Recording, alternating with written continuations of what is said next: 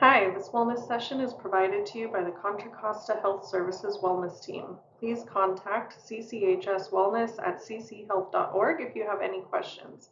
By viewing today's session, we hope to enhance self and mutual awareness, understanding, and appreciation of different wellness and well-being practices and perspectives. The content I'll provide today is based on my lived experience, clinical experience, and research. Today's session, we're going to talk about community-centered calming techniques, moving from crisis to calm, utilizing mindful techniques to enhance community wellness. Without further ado, I'm Callie Paredes. I'm a marriage and family therapist. I'm a San Francisco native.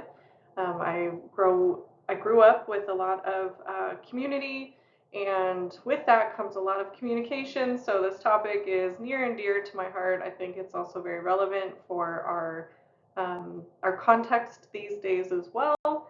I work for a nonprofit in Woodland, California. I also teach at a community college, and I do private practice in my free time.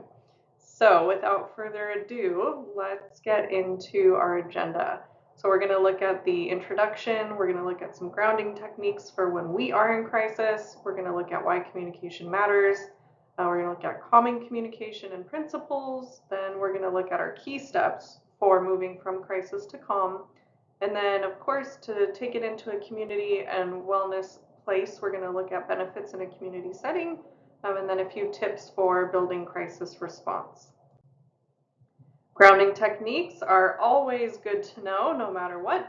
So before we dive into really the deeper meat, we're going to look at different grounding techniques. So bilateral tapping, you tap yourself on either side of your body. It can look like this, it can look like a hug, it can look like on your thighs. Deep breathing. I always like to do 4 inhales through the nose, hold for 4 seconds, and then exhale for 4 through the mouth. A slow sway. If you are a parent, it's usually recognizable, but literally just sort of swaying from side to side, subtly, of course. If you're in a place where someone else is in crisis, it creates a sense of calm and sort of activates your calming nervous system. And then identifying 5 things around you. So it just helps you ground. I see a computer and a monitor and a window and so on. Good practice. Communication matters in a crisis because in a crisis situation, we have heightened emotional conflict, and we want to be able to transition to a state of safety, trust, and collaboration with others. What is calming communication? It's a style of interaction that emphasizes empathy, patience, and clarity. So we look at active listening, respectful language, and non-reactive responses. The goal in the whole context is to reduce emotional intensity of the situation. Key principles: active listening, patience and calmness, you want to stay composed; empathy, you want to acknowledge their feelings; boundaries, you want to maintain your own boundaries and model healthy boundaries for the other people involved; and you want to use nonviolent language, so avoiding blame or judgment and using I statements and open-ended questions. So the steps, this is sort of the meat of it.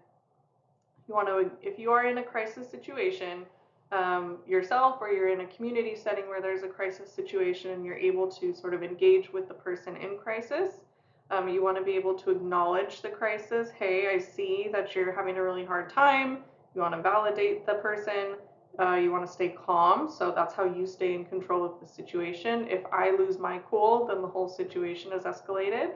I'm going to use active listening. So you want to hear people express their concerns. You don't want to interrupt, and you want to show that you're listening. You want to maintain a neutral tone. So using a calm tone, no loud tones, no aggressive tones. You want to keep your language very neutral, and then offer solutions. So once you've sort of acknowledged the crisis, you can be calm, listen actively, model to sort of, in hopes, bringing the whole energy down. Then you can offer solutions. So offer clear and achievable solutions or next steps, or you can collaborate even better. And this usually across the board, no matter what the context or the situation, can help, from adults to children, public setting, private setting, all of it. And the benefits in a community setting. So when we talk about wellness and communication, inevitably you communicate in public. We're social creatures. So keeping in mind the importance in a community is that it creates decreased tension and conflict if everyone is able to communicate calmly. You have healthier relationships overall and a stronger sense of community. And really, you have more effective problem solving, which is really great on a group scale. Tips: lead by example, foster inclusivity, so make sure everyone feels validated. You can provide training and awareness, like we're doing today through Contra Costa, and then provide safe spaces and open dialogue. Thank you very much.